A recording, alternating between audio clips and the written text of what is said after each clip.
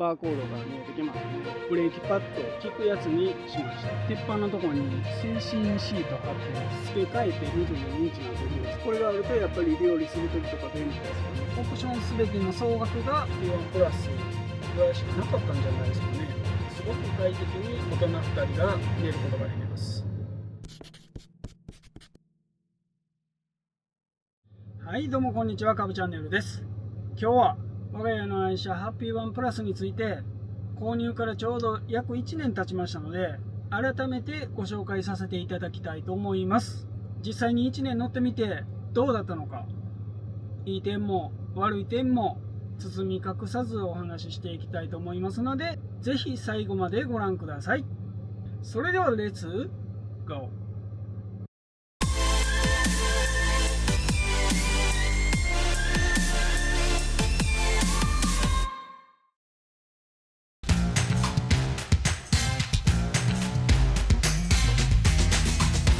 まず外観からご紹介していきたいと思います。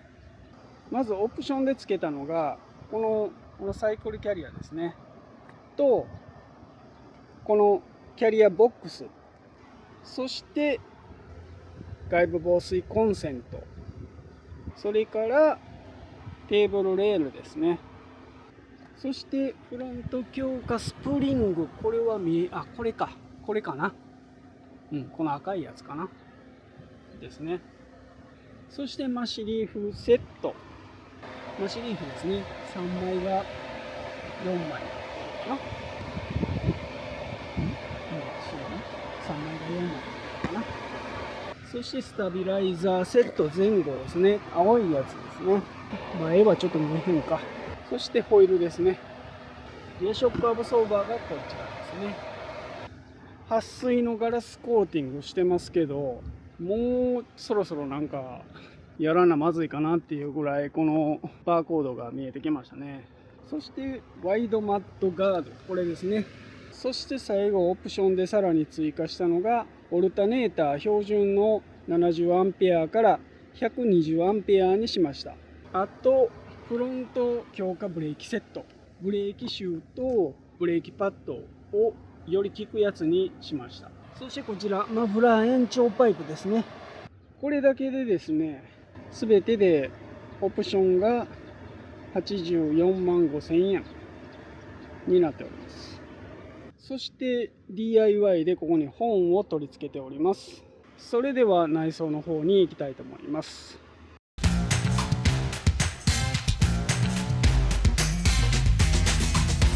それでは運転席周りの方を見ていきたいと思います。DIY したんがこの辺かな、ここのステップのところとこの辺と、あとこういう感じで全部下鉄板のところに静心シート貼ってます。貼れるとこ全部貼ってます。これなんかちょっとビビビビビビビビ高音の音がマシになったような気がします。あとこの辺のね、こういうやつ、そして一番大掛かりやったのがこれですね。上のこれも以前の動画で出してますんで、もし気になる方は参考にしてみてください。シフトレバーのカバーとか、このサイドブレーキのカバーとかね。そしてあとこれか、これね、冬ちょっとでもあったかいかなと思ってこんなのつけてみました。あとこれですね、キーレスにしました。今のハッピーワンプレミアムはね、もともと標準でついてるみたいなんですけど、以前のやつはついてなかったんで、この暗証番号で開くタイプのキーレスエントリーにしました。それでは室内の方に行きます。それでは内装のオプションの方をご紹介していきます。こちらエアコンですね。今ひょっとしたら金額変わってるかもしれないですが、12万円。そして FF ヒーターが中華製のやつですね、5万円です。テレビモニター20インチ、これ付け替えて今23インチか24インチになってるんですけど、元のついてるやつもオプションで3万円で付けれます。もはや使うことのないフルセグチューナー、これが1万5000円。そしてコンプレッサー式冷蔵庫が5万円です。容量はですね、何リッターだったかな、これそしてマックスファンですね。これがあるとやっぱり料理する時とか便利ですよね。マックスファンは8万円です。そしてこちら電子レンジ3万円です。これは持ち込みでつけてくれたりするんで、別にこれを買わなくてもスペースに入るサイズやったら持ち込んでつけてもらうこともできるみたいです。そして400アンペアアワーのリチウム電池です。これちょっと見えへんかな。こちらにあります。そしてステップライトですね。この扉開けた時にステップライトが光るようになってます。そしてこちら手すり3000円です。そしてシンクしたコンセント、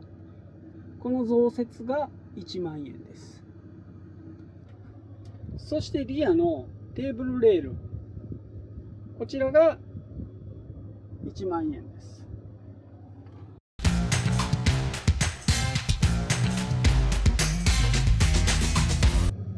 少なからずちょっとだけ DIY しております。皆さんのようにかっこいい DIY じゃなくて合理性だけを求めた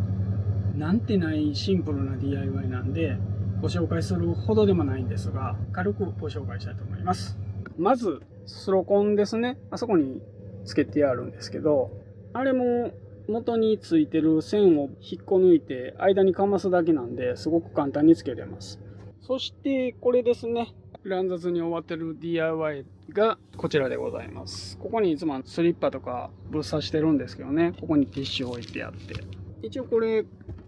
ここでロックするようにして止めるようにしてあります。これするんやったら最初から下駄箱つけといたらよかったなと思いながらね、こういうことになっております。そしてこのテーブル DIY しました。でここにテーブル置けるようにしてます。ここにね木をかまして、でここロックできるようにして、あとここが靴棚になっております。ここにね木はわして、棚の寸法切り間違えたからここにもう一本木出さなあかんっていうちょっと不細工なことになってるんですけど、あともうバンクは荷物置きになってますね。シングル位はずっと入ってます。でここがいつもの充電するもんがだいたいこの辺に置いてありますね。ここにワンコのスリング入ってます。置いてます。これカズさんにもらった、ここにちょうど引っ掛けれる。これうまいこと、これこんなスペースよう見つけたな。これすごいな。でこれ年山さんの靴のラックですね。これも重宝してます。あとここ板足して、そしてここにマグネットの貼れるタイルを貼り付けてあります。なので乱雑、いつも乱雑なんですけど、こんな感じで乱雑に物を置いてあります。そしてここに棚組んであります。でここにちょっとした充電のコードとかを入れてあります。これね、ここに棚作りました。そしてこれ同じ色の、これわざわざ購入したのに全然違う色をくるっていうね、はい感じです。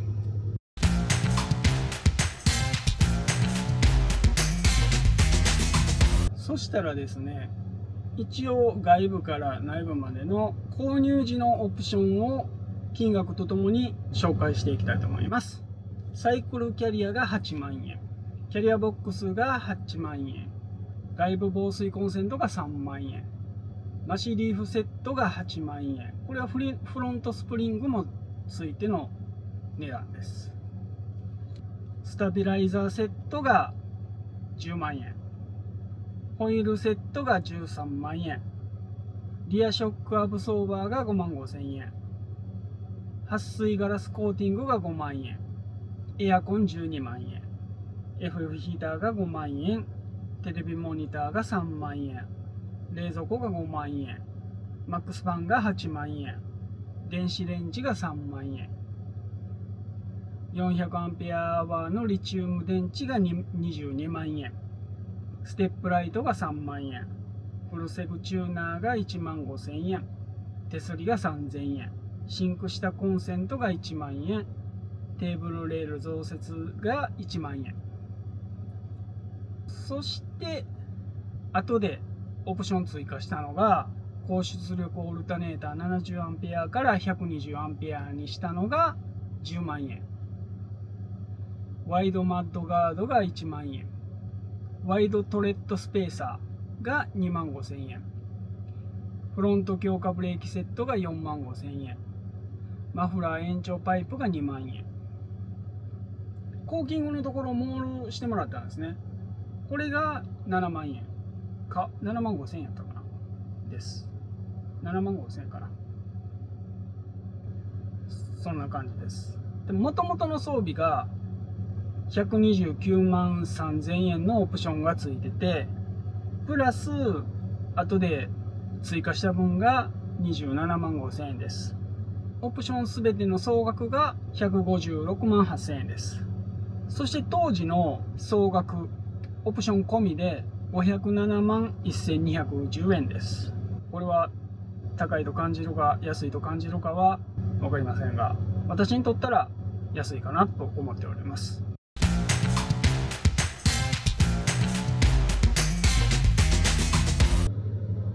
はい、それではですね、なぜ私がハッピーワンプラスを選んだのか、その理由についてお答えしたいと思います。僕がキャンピングカーを選ぶ理由の一つとして、まずコンパクトさ、あと日常使いもしようと思ったらできる大きさ、そしていろんな動画を見た中でハッピーワンプラスがまさに条件にぴったりだったキャンピングカーになります。そして運転のしやすさ、軽トラベースなので、コンパクトで少しね幅出てるので軽トラよりは大きくなるんですけど、普通車と変わらないぐらいの感じで運転できるっていうのがキャンピングカー初心者にとってはとても安心な点です。そして狭い駐車場とかでも止めやすいっていうのがこのコンパクトさが利点になってるのかなと思います。そしてシンプルなデザインということもあって飽きが来ないかなっていう点で良かったのかなと思います。そしてこういった点がハッピーワンプラスしかないこれだと確信しました。実際購入してみてこの選択は間違ってなかったのかなと思っております。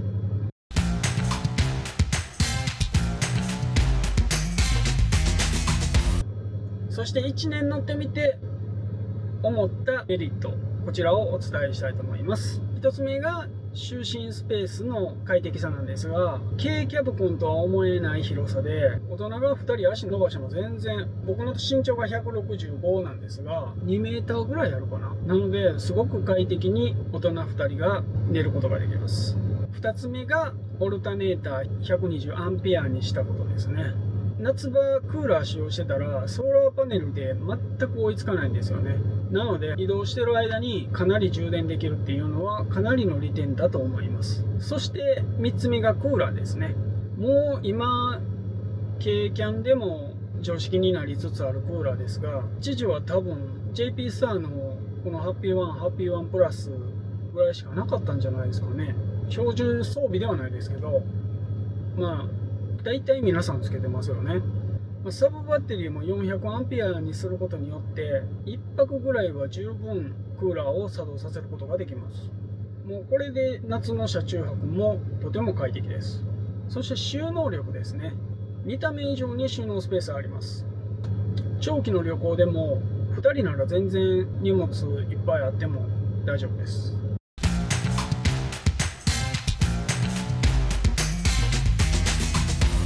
じゃあ次は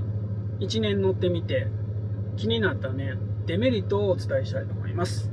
1つ目が結露問題ですね。っていうかこれはキャンピングカー乗ってたらどのキャンピングカーでもあるのかなと思いますけど、一応結露対策してたとしてもやっぱり少し結露はしますよね。特に冬場はやっぱりすごく結露します。なので結露対策はもうちょっと何かしら考える必要性があるかなと思っております。2番目が加速力です。うちのハッピーちゃんはスロコンをつけてるのでノーマルの状態よりは全然マシなんですけど、たまにエンジン始動時にちょっとした上り坂でアクセルパッて踏んでも全然進まん時があるんですよね。しかもベタ踏みにしてるのに全然進まないんですよ。ちょっとヒヤッとします。だから今ターボ出たからすごくあれ安心、すごくいいなと思いますよね。あと3つ目が荷物の積載力ですね。これやっぱり軽キャンでめちゃくちゃ積めるって言っても限界がありますよね。収納は豊富なんですが、例えば大型のキャンプ用品積みたいとか、他いっぱいキャンプ道具積んでるのに自転車積みたいとかなったら絶対無理ですよね。1人やったらこのスペースに荷物置けば全然いけるんですけどね、2人ってなったらちょっと難しいかもしれないですね。とちょっと無理くりデメリットを考えてみたんですが、とはいえこれらは些細なことで私の使い方にとったら大きな不満ではないです。これらの点を踏まえてもハッピーワンプラスの魅力に勝るものはないかなと私は思っております。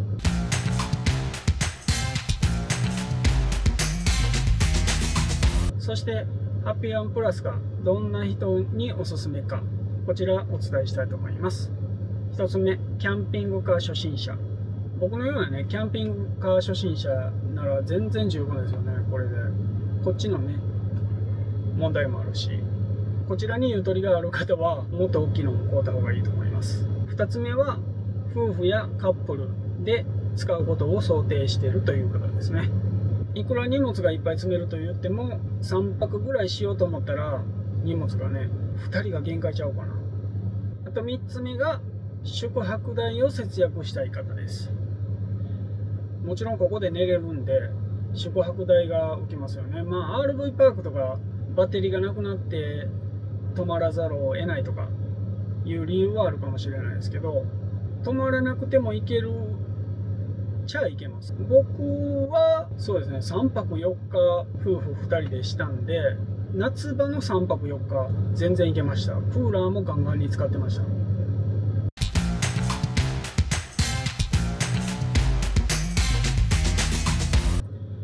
はい、ということで今日は私が乗ってるキャンピングカーハッピーワンプラスを1年乗ってみて正直な感想をお届けしましたが、いかがだったでしょうか。正直期待以上の満足度で僕たち夫婦のライフスタイルを大きく変えてくれた1台だと思っています。キャンピングカーに興味のある方、特にハッピーワンプラスを検討されている方の参考になれば嬉しいと思います。この動画が少しでも役に立った、楽しかったという方はぜひ高評価、チャンネル登録よろしくお願いします。コメント欄での感想もお待ちしております。それでは皆様、また次の動画でお会いしましょう。バイバイ。